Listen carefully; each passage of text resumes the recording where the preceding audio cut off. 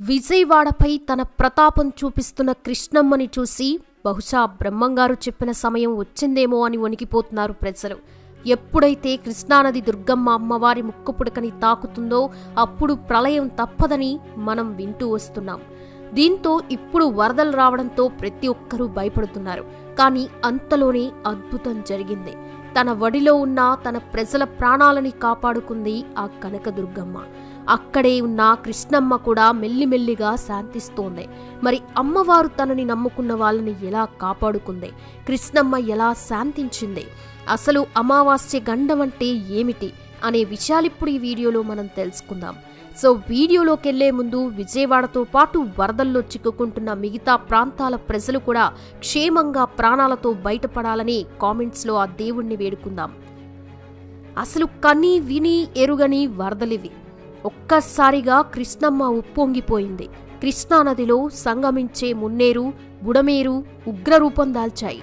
కుండపోత వానలతో వాన నీరు వరద నీరుగా మారి ఊళ్లను, విజయవాడ నగరంలోని పలు కాలనీలని ముంచెత్తింది. గత 2 దశాబ్దాలలో రాష్ట్రాన్ని అతలాకుతలం చేసిన అతిపెద్ద వరదల్లో ఇప్పుడు విజయవాడ వరద కూడా వచ్చి చేరింది. విజయవాడ నగరంలో 40% పైగా ప్రాంతం వరద ముప్పునకు గురైంది. నగరం చుట్టూ ఉన్న 2 నదులు కృష్ణా, బుడమేరు ఒడ్డు దాటి నగరాన్ని ముంచెత్తాయి. విజయవాడలో ఎప్పుడూ వరద అంటే తెలియని చాలా ప్రాంతాలు కూడా ఈసారి వరదల్లో మునిగిపోయాయంటే వరద తీవ్రత అర్థం చేసుకోవచ్చు.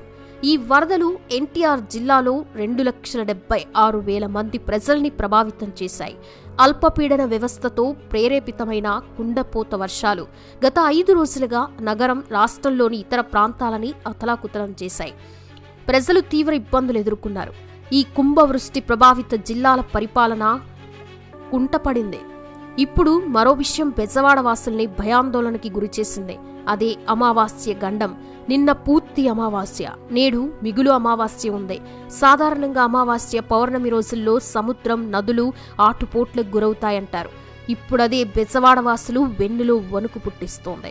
అమావాస్య కారణంగా సముద్రం పోటు మీద ఉంది. సముద్రం పోటు మీద ఉంటే వరద నీటిని తనలోకి తీసుకోదు, వెనక్కి తంతుంది.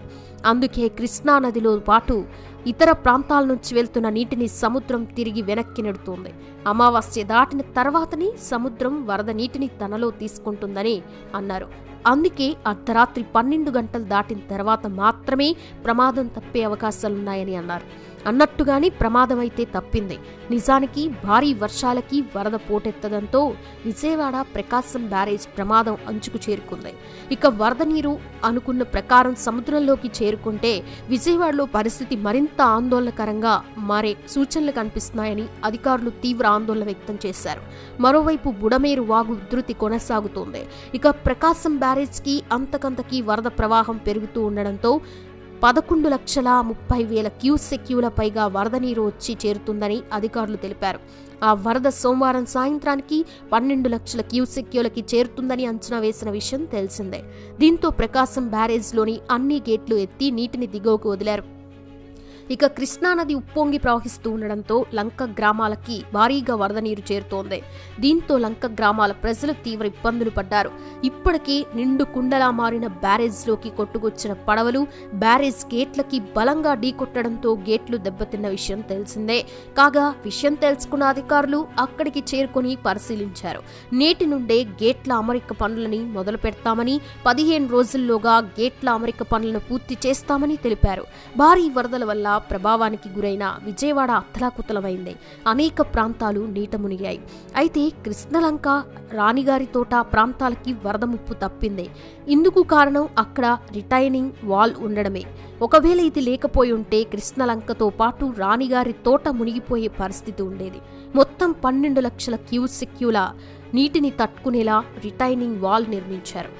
మొత్తం 3.44 కిలోమీటర్ల పొడవున ప్రకాశం బ్యారేజ్ కింద గత ప్రభుత్వం హయాంలో ఈ నిర్మాణం జరిగింది. మొత్తం 6 డివిజన్లకి రక్షణగా ఈ ప్రవాహీ గోడని ఏర్పాటు చేశారు. గతంలో ఎన్నడూ లేనంత స్థాయిలో కృష్ణానదికి వరద పోటెత్తడంతో ఇక అమావాస్య సమయంలోనే తమని వరద గండం నుండి తప్పించాలని విజయవాడ వాసులు ఆ దుర్గమ్మని వేడుకున్నారు. అలాగే ఆ దుర్గమ్మ గుడిలో ఉండే అర్చకులు సైతం కృష్ణమ్మకి శాంతి పూజలు చేశారు. పసుపు కుంకుమలని నదిలో వదిలి అనుగ్రహించాలని, తమని ఈ ప్రమాదం నుండి తప్పించాలని వేడుకున్నారు. అలా దుర్గమ్మ అర్చకులు కృష్ణమ్మకి పూజలు చేయటంతో అమావాస్య అయినా కూడా ఆ కృష్ణమ్మ కొంతవరకు శాంతించింది. అలాగే ఆ కనక దుర్గమ్మ కూడా తన వడిలో ఉన్న తన ప్రజల ప్రాణాలని కాపాడుకోగలిగింది. చూశారు కదా ఫ్రెండ్స్, ఆ దుర్గమ్మ అమ్మవారు ఎప్పటి నుండో ఎంతో మందిని కాపాడుతూ వస్తుంది. ఇక ఇప్పుడు కూడా ఎన్నో లక్షల మంది ప్రాణాలు కూడా కాపాడింది. ఆమెను నమ్ముకున్న ప్రతి ఒక్కరికి ఎటువంటి నష్టం రాదని అర్థమవుతుంది కదా. కాబట్టి ఆ అమ్మవారి దయ అందరిపై ఉండాలని కోరుకుంటూ జై మాత. వీడియో నచ్చితే లైక్ చేయండి, షేర్ చేయండి, ఛానల్ని సబ్స్క్రైబ్ చేయండి. Thanks for watching. బైక్ వచ్చేస్తుంది, బైక్ పట్టుకోండి, వెళ్ళండి బైక్ పట్టుకోమను.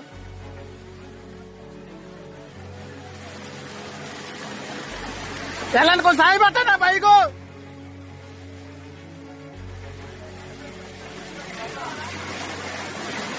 వరద పెరిగిపోతుంది. అరే జానీ అటు వెళ్ళరా, లేదన్నా ఆగదా కొట్టుకుపోతాయి.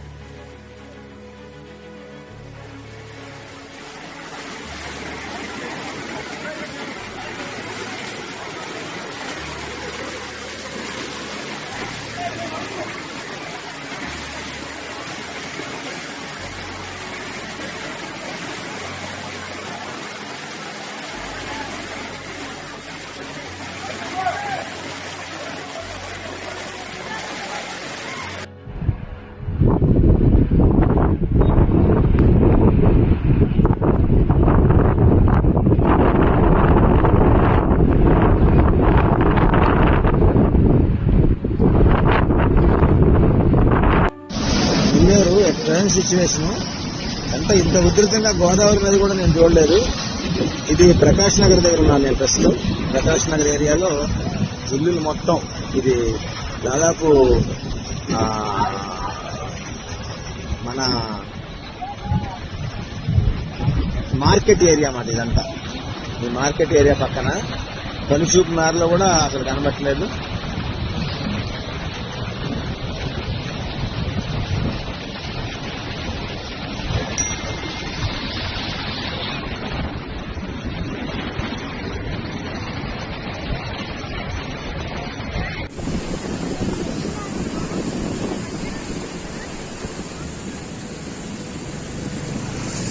వీడియో చూసు కొత్త వీడియో వీడియో కాల్